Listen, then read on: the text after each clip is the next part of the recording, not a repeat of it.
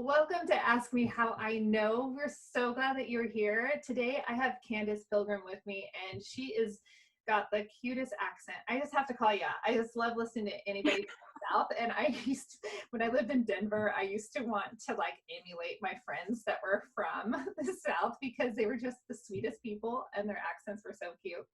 But now I'm just, I'm already going off on a rabbit trail. Candace is down in Alabama and she is rocking multifamily, but she rocks everything in life. And she has learned a lot of things that we all learn, maybe not the same things that you've learned, but those things that we can only know once we experience them. The little nitty gritty details that will change your life, the trajectory of your business. And I'm so excited. Candace, welcome. Thank you, Julie. Thanks so much for having me on.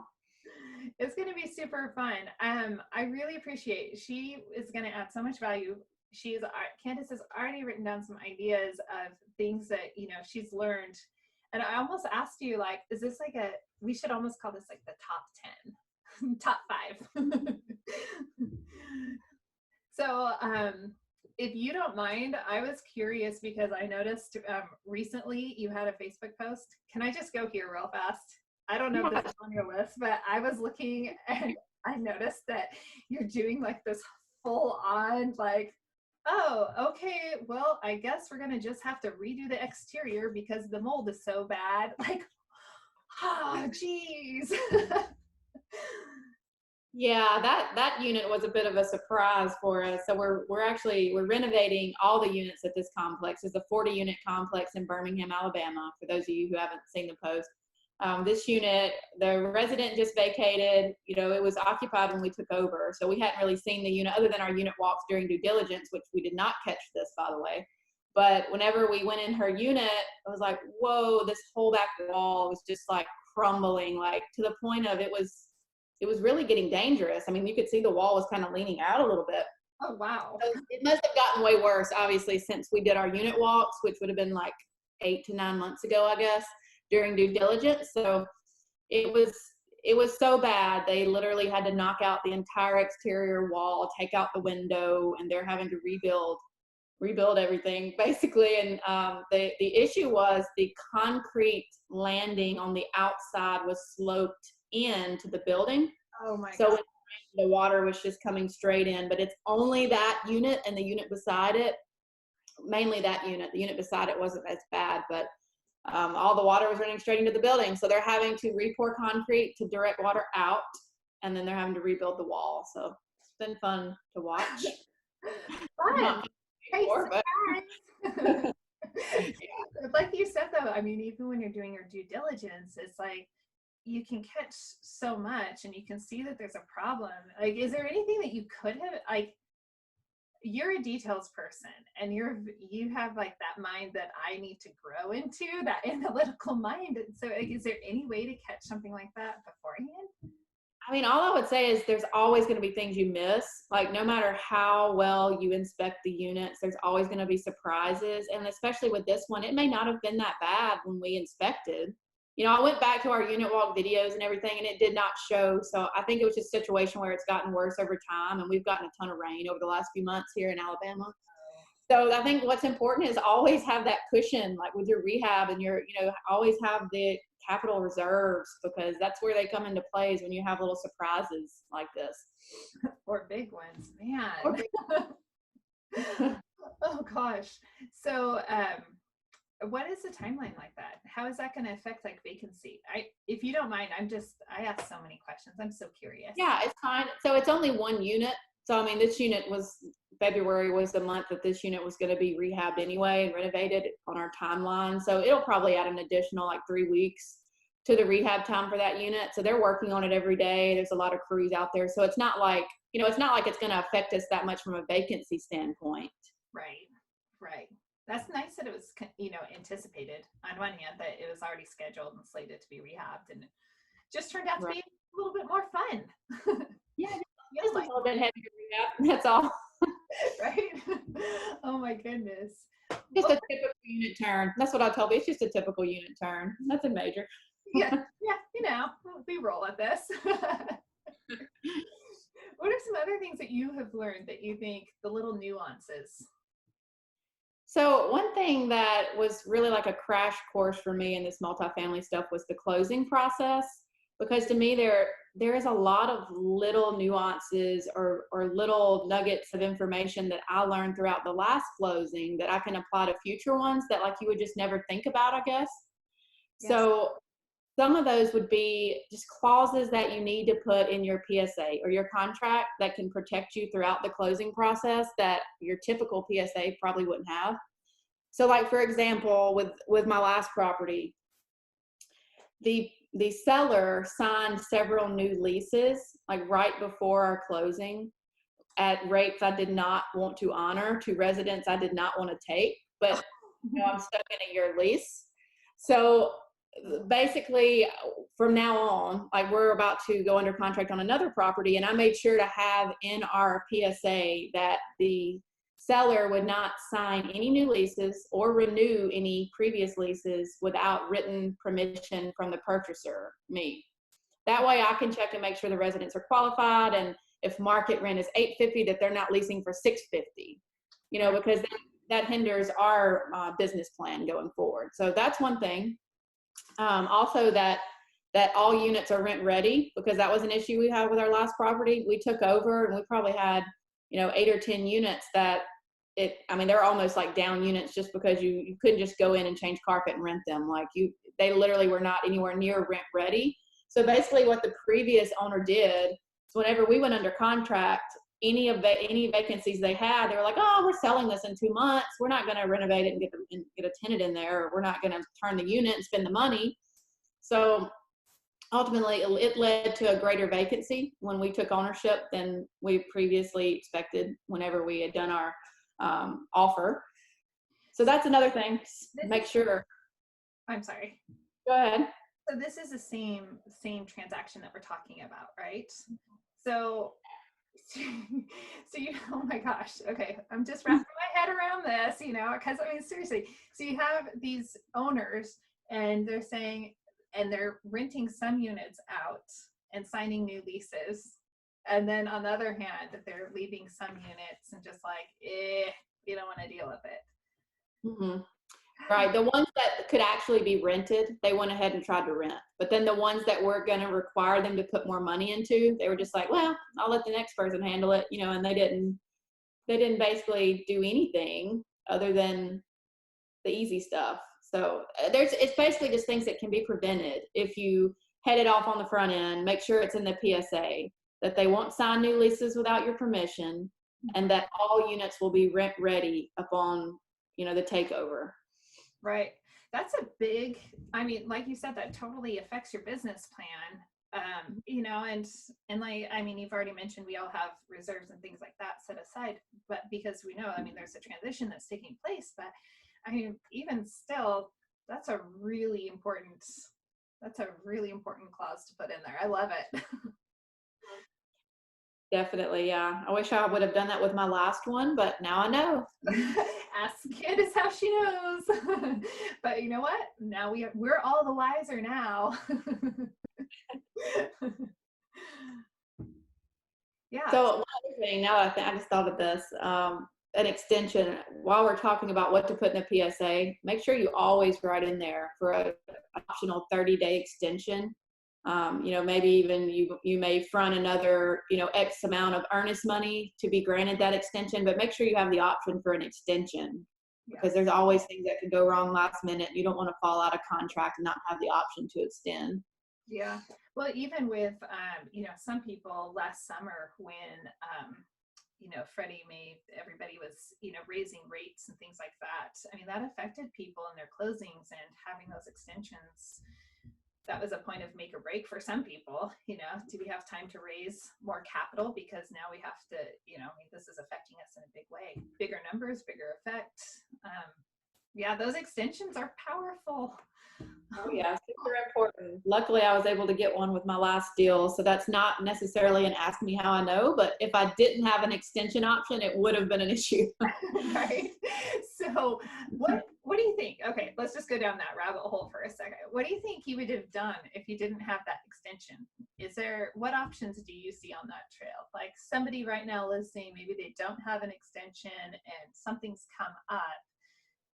What do you have any tips that you've learned along the way? Or Well, I guess it really depends on the seller and how easy to work with the seller is. You know, obviously, if you're able to call up the seller and just explain the situation, surely the seller will understand. And as long as the seller has confidence that you're going to close, they'll grant you an extension, even if it's not in the PSA. But it really just depends on your relationship with that seller or that broker or whatever the situation is, to make sure that they have confidence in you and don't think you're just going to waste their time. right. Wow, those relationships are really important. Mm-hmm. Definitely. Acting upon them and carrying things through. Whew. Man, how many clauses would you put in there? I put as many clauses in there as I can get in there, and then let the seller X out whatever they're not okay with. And that's where the negotiation comes into play with a PSA. You know, but I try everything, everything I can get away with to protect myself. The last contract, actually the contract that we're signing right now, hopefully today, it's like 30 pages long. So it's long. Is it extra pages because of all the clauses? It's pretty long. Yeah, I know the seller is going to cross out some stuff, which is fine. You know, that's where the negotiation comes into play. So that's fine. Right. Yes, indeed. Let's see. I have another question about that, but I don't know if you want to go down that or if you have something else on your list. Okay, what is the question? Well, when you are negotiating, some of those ask me how I knows.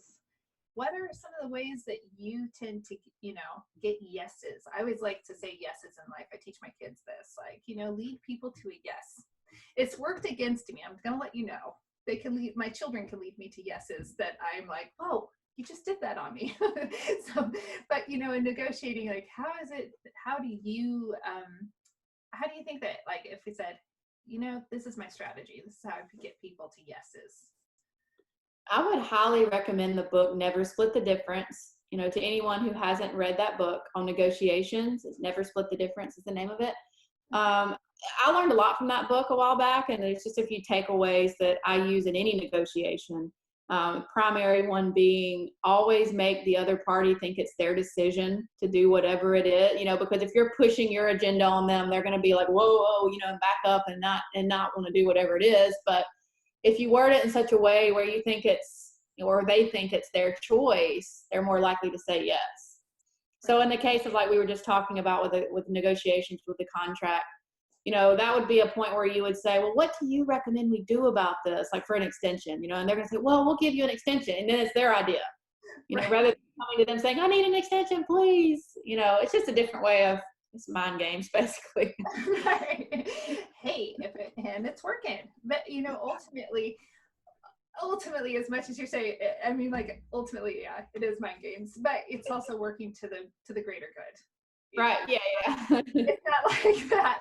Like, Michelle. No, I don't mean it like that, but you just have to be careful with how you word things, because first impressions are everything, and you don't ever want to come across wrong when you approach someone to get them to say yes on something. You always want to take their interest, their best interest to heart too, and put yourself in their shoes and think about how they're going to receive something, and then put your words to use for them, basically, if that makes sense. Yeah, that makes a lot of sense.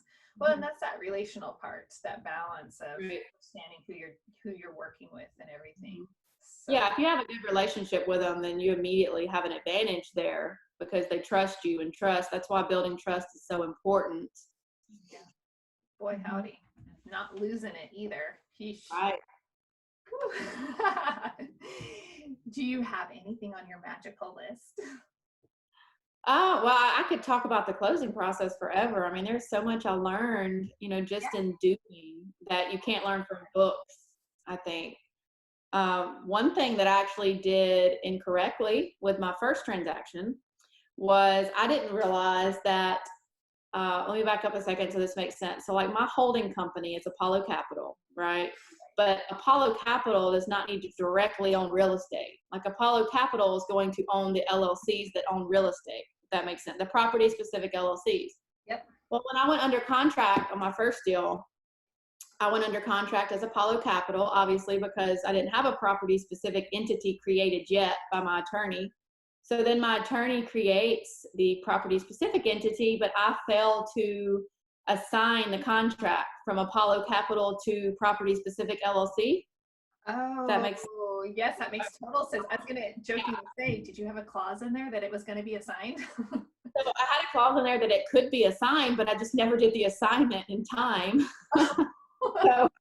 So the deed was actually in Apollo Capital's name. The title insurance policy, owner's policy was in Apollo Capital's name. So not that that can't be fixed. It was just, about a $5,000 to $6,000 lesson, because then after the fact, I had to transfer the deed from Apollo Capital to the property specific LLC, and then get a new titles insurance policy. And it's just a headache, a headache going through that process, and a little bit of an expensive headache. So I would just say, make sure you do that on the front end. Oh my gosh. Or all that happens. Hand slap right there. Oh, you know what? You learn though. Yep. Live and learn. It's just another lesson. Like I said, hopefully everyone listening to this won't make the same mistake, right?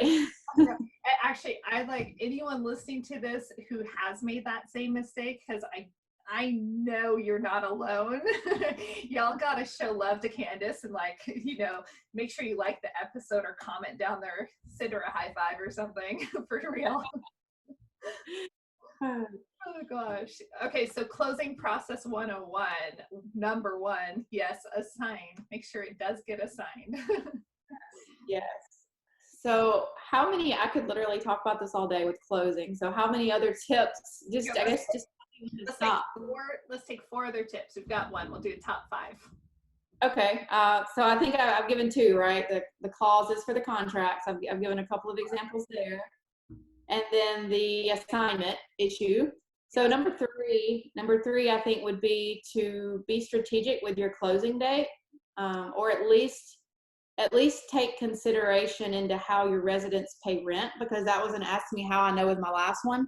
What happened was we closed the first week. I think it was the 6th or 7th.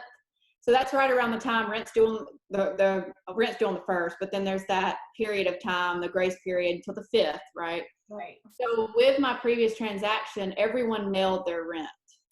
So when I closed, there was a lot of rent that was still in the mail to the previous owners, right? So obviously rent is always prorated from the closing date, which is great. But if rent is in the mail to the previous owner and they don't have it to prorate, it gets a little tricky. So I would just say at least pay attention to how your if your residents pay online or whatever, then it's not as big of a deal. Right. Or if your residents literally hand deliver it to the office, it's not as big of a deal, like with bigger properties. But if they mail their rent for smaller properties, it gets a little tricky, because I had to chase down rent for the previous owner for several months after taking over, because they literally got all the rent the day of or the day after closing. So it didn't get prorated. And okay, I just have to call that out, because we were just talking about trust and everything. That just seems like such bad form. I don't want to throw anybody under the bus, but doesn't it seem like it would be appropriate for the previous person to make sure you get the rent? Yeah, they usually do. My situation was a little bit different and a little bit unique, just because the person that I bought this property from, this is the 40-unit property I'm speaking about again. The situation was they bought the deal as part of a portfolio deal. They knew I wanted the deal, so they flipped it to me all within 2 months. So the property changed hands twice in a very short period of time. Oh. And during that time period, the owner I bought it from was still trying to get an on-site in place. He had some over with that. 2 different people took that position over a month's time. So it was just a lot going on that caused that to be an issue for me, where it may not be as big of an issue for other people. But I would still take into consideration how residents pay rent. Make sure you're going to get the rent. Make sure it's in your contract that the previous owner, will give you that rent back. Yeah, and so that does create a lot of fairness towards the previous owners, because when it's changing hands, and even for the tenants, I mean, tenants to even follow where they're paying and things like that. That makes sense. Yeah, it actually turned out that the owner before the person that sold it to me, Oh, really? so we looked at tracking, so the company who sold it to them. So it's just kind of a little bit of a mess. Oh, well, messes get sorted out. Oh yeah, it's all good now, but I learned a lot from it to just kind of head that off from the front end. Just make sure I consider in the next Oh, yeah. rent and sure How did, it's kind of breaking up a little bit, and it's probably because I'm in such a it's rural all place. I'm like, it's just breaking up. I'm here. Okay, there we go. I live at 40,000 feet, basically. No, I live up at the Canadian border, so my internet sometimes is not the very best. And then there's this thing called editing, where you can just edit things out. But actually, I'm curious. It's so cool that you knew about that portfolio, and then you had that property flipped your way. Do you mind like expanding upon that? Like, how did you get positioned into, how did you find yourself in that position or create it? Well, the situation was this property was listed by a broker way back before I ever got it under contract. And I was interested in the property. So I was bidding on that property, through the broker, and the seller wouldn't come down enough. I wasn't going to overpay for it. So I just kind of let it go and forgot about it. And then several months later, I was contacted again by the broker, who said that he ended up personally getting it under contract, him and his partners, as part of a big portfolio of properties owned by the same seller. Okay. So he got it for a much better price because of him buying the bulk, all of them. Right. And he knew that I had previously been bidding on that property and wanted that property, and he knew the price that I wanted it for. So he offered to just flip it to me, basically, because it helped him out, because that's less capital he had to, have out for that deal. And then also the property I bought needed the most work. Like, it had the most deferred maintenance, and I'm not scared of doing the work, because I get to benefit from the value that's created there. So I don't mind, but he's more of like a turnkey investor. Like, he likes to just go in and, collect the cash flow, not do any renovations. Gotcha. So it was a win-win, win-win for both of us. Yeah. That is nice. That's really neat how that worked out. Mm-hmm. Putting yourself out there, and then it all come. Everyone should remember that. I've heard so many stories about, properties coming back to people, after, a period of time passes and everything. So way cool. All right. Thanks for letting me ask. Were we at 4? I think so. I love everything that you're adding. So I'm like, I don't know. I think that was like 2. Well, the next thing I would say is to make sure at least like a week to 2 before closing that you get an updated rent roll showing balances from the seller. Because if they've got a lot of residents with high balances that haven't paid rent in several months, I would say anything over 1 month's rent, try to go ahead and get them to file eviction before you take over. It jumpstarts the process. The expense falls on them rather than you, and it really just should be done. It's just common courtesy, right? So that's one thing I would recommend. Have you had to go through this? Is this one of these? A little bit. So we actually did. My property manager actually recommended this to me on my last transaction, and I did go through that process. They filed eviction on 3 of them and left 2 of them for me, basically, which was okay. I mean, honestly, I was getting this for a good enough price where it didn't matter a whole lot. I had that priced in. So, and actually the 2 residents that we had to get out, we didn't even have to file eviction. They ended up just leaving because we told them to get out, and they left. So it worked out. I mean, but in the future, I could definitely see how that could be a much bigger problem, especially with bigger properties. If you've got a ton of residents and they're not paying, then, they need to be gone, or at least the process paid and started before you take ownership. Yeah, definitely. Wow. Oh boy, vacancies. People not paying rent. Let's just. Although I'm going to go here for a second. I just keep thinking about Seattle's, the city council just passing that, you can't evict anybody during winter. I saw that. Gosh. We don't have to go there, but I think there might be a lot of ask me how I know opportunities over in Seattle soon. It's going to be a hard winter for them, for the landlords. Seriously. Whew. All right. Ask me how I know number 5. Number 5 is concerning cable contracts. So I'm not sure how many of our listeners might have cable contracts that they inherited when they bought properties, but it is a thing. Like cable contracts typically transfer from seller to owner, next on the purchaser, I guess I should say.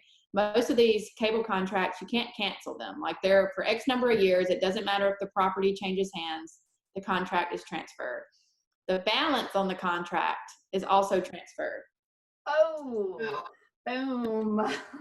This is something you always want to check before closing, because don't rely on the closing attorney to catch it.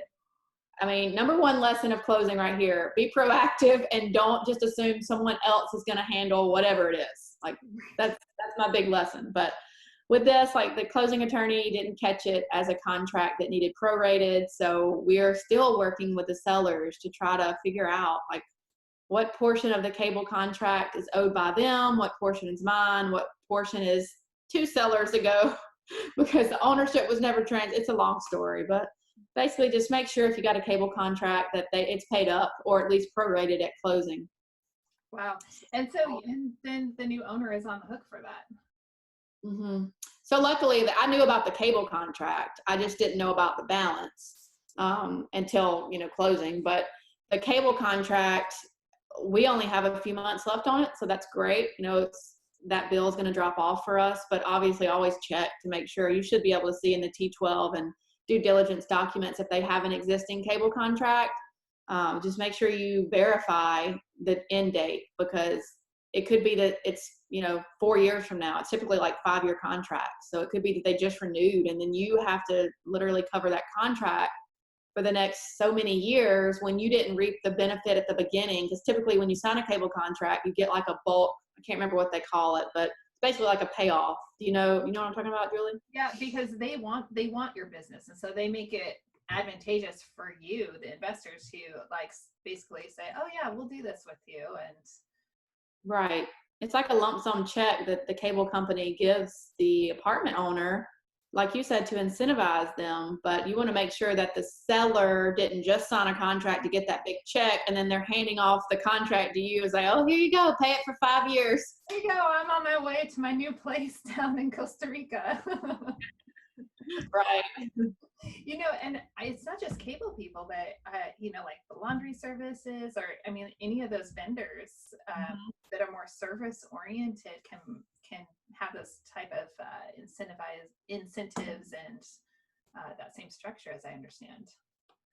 So right, yeah, you're absolutely right. It applies to any service contracts. You just have to make sure as part of your due diligence you check into that and verify the dates of the contracts, and which your property manager should help with that. But once again, just little things, be proactive. Don't always assume your property manager is going to catch it or assume the closing attorney is going to prorate it correctly. That was my big lesson, is just make sure that I'm personally responsible for checking all this stuff. I really like your hands-on approach and just how the ownership that you take with things, because it's so easy. And I read every morning, and I'm reading this book by John Maxwell, and it's on, like thinking, how successful people think. But one of the chapters I read yesterday was talking about how people will, the average person, they just accept what other people say and follow, instead of stopping and thinking it through. And so it just totally resonates with what you're talking about. It's like, hey, you have to put your own brain into action, and work your brain and check everything out yourself. You can't just say, oh yeah, so-and-so's got it and so-and-so's got it. Yeah. Absolutely. Yeah. You hit the nail on the head. It's so important for sure. And since it is really a team sport and everything, even having each other's backs, everyone is well-intentioned and everybody wants to do the best the best. I really believe that. But I mean, like little things like you're talking about, little things can just slide past, and then you end up with some, fees and such, or tenants that you're kind of like, oh, we don't want that. Right. Yeah, it's just something you learn with experience. And like each transaction I close, I know I'll pick up more and more of these little nuggets. So, 5 years from now, then I'll be that much better off. And as long as I'm taking a step every day in the right direction, that's what I look for. Lessons learned along the way is no problem, as long as I'm learning, right? That's right. That's right.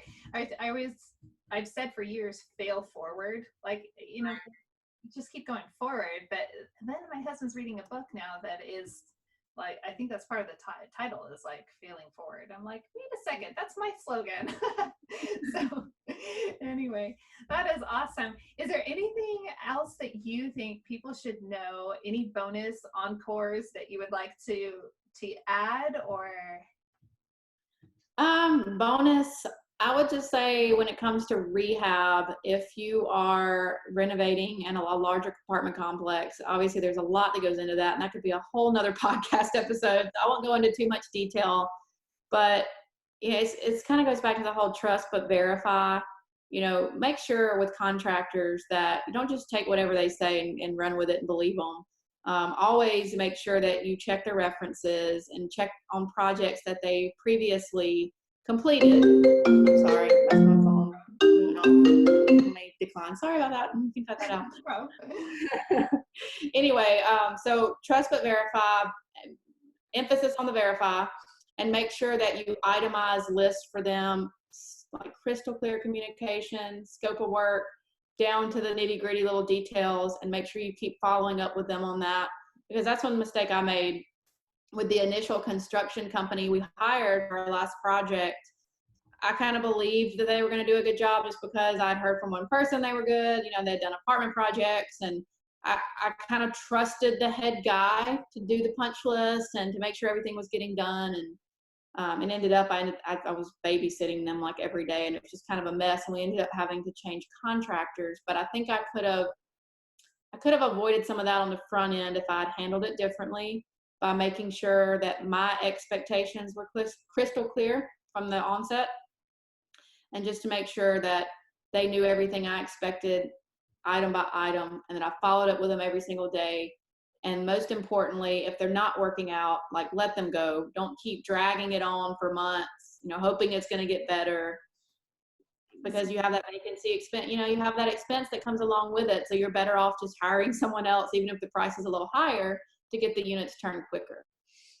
Boy, all of that is so true. If you're a passive investor and you're listening, please understand that monitoring and making sure that construction and that a business plan is being executed effectively and efficiently takes hours, because most of the time there is a lot of babysitting and hand holding and just oversight that has to take place in order for a business plan to be executed. Like, you are not lying.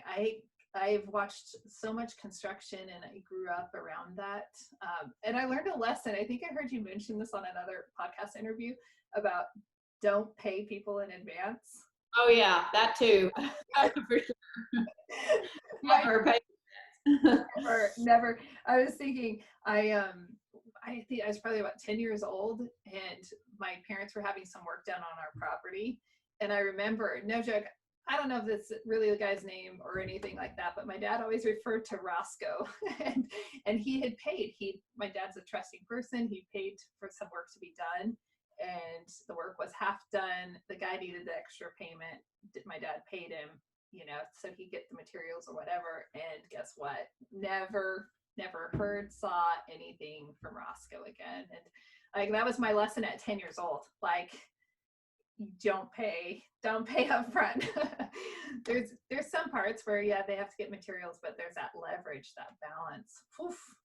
Oh yeah, it's so common. I hear it from so many other real estate investors with contractor issues. It's just hard to find good people who do what they're going to say, do what they say they're going to do, and that won't take advantage of you. And luckily I've found a good group now, but it's just a process of vetting them well. And like you said, never pay in advance. That's an ask me how I know luckily not a big Ask Me How I Know, just a little one. But yeah, absolutely. $1,000. Yeah, it was a couple thousand. Yeah, not bad. Sometimes I think that, it's kind of like a college class. I mean, some things you do learn the hard way in life. That's why there's Ask Me How I Know. And so all right, so you just, that's a semester of college. I mean, you learned. Yeah, that's the way I had to look at this. This was my learning experience to, allow me to gain confidence in myself and my abilities, first of all, and then also learn it to where that was my big thing. I never wanted to take money from passive investors for a larger syndication deal until I had proven myself with my own projects first. Just because for me, I mean, not just for the passive investors, but for myself, like I want to have confidence that I can actually execute the plan before I tell other people that I'm, what I'm going to do and I'm going to execute this plan. And I just want to make sure that I hold passive investors' capital at a higher level than even my own. Yeah. And to do that, this 40-unit project absolutely was everything I wanted it to be in terms of the learning experience. Like you said, it was like 4 years in college all squished into like 1 year. Hey, congratulations. You just got another degree. You weren't expecting it. It's not your doctorate, but actually it might be, Well, I love that. And, I feel so blessed because everyone that I have been surrounded with has that same mentality of holding their investors' money at a higher, valuing it more than their own. And, right. And that's so important. It's an important mindset that we have out there. So I am so glad to just have this conversation. I've been looking forward to just sharing some space with you and just hearing what you have to say. This podcast has been absolutely a joy because people have so much to offer and so many great experiences. So I appreciate that. Thanks for coming on. Thanks for having me on. It's been fun. I know. You're like, more fun than I bargained for, Julie. Nah. Thanks so much for joining me for another episode of Ask Me How I Know. My guests are the most humble successes, so be sure to show them your appreciation by rating this episode 5 stars, which sounds silly, but let's be real. Ratings, likes, and shares, they take no time at all, but make all the difference in the world, if only to boost morale. Also, since I don't spend time on the how and why they got into investing, be sure to check out the show notes to get to know more about today's guests, including other podcasts they've been on that has a more traditional format that will give other details about their investment journey. It'll also tell you things like the most influential person in their life and what they're reading right now, as well as how to connect with them. And please, subscribe and rate Ask Me How I Know so it reaches other listeners like you. Until next time, go find your freedom.